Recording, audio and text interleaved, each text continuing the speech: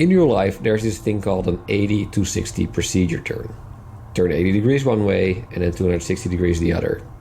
It's used in IFR approaches and done at altitude for reversing your course on a given track or heading. 260 minus 80 is 180 degrees difference.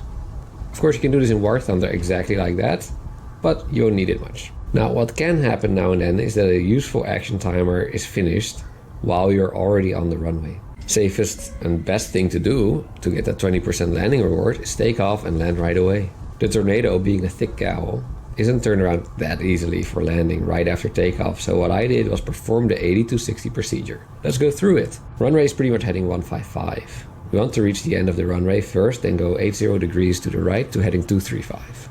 And then immediately go left and turn back to heading 335, which is the reciprocal heading of the runway we took off from. Now, if this mental math is too fast for you, a trick pilots use for calculating reciprocals is +2 minus 20.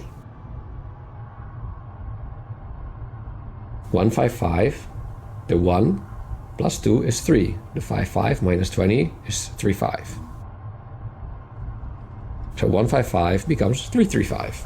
If you do this often enough, you get an easy mental picture of reciprocal headings, and stuff like 80 to 60 become quick mental math. I'm also going to keep looking through the HUD and not visually try to find the runway, but rather trusting my calculations and focusing on the heading seen at the top, which displays the full 360 degrees in 10 degree step. This is how you're supposed to do IFR procedures. Just look at your instruments. Now, we're supposed to do this at a so-called rate 1 turn, but in order to work it out, you need constant speed.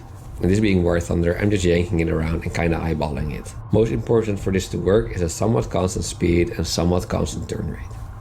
In real life, the general aircraft handling has to be a lot more precise and according to procedure.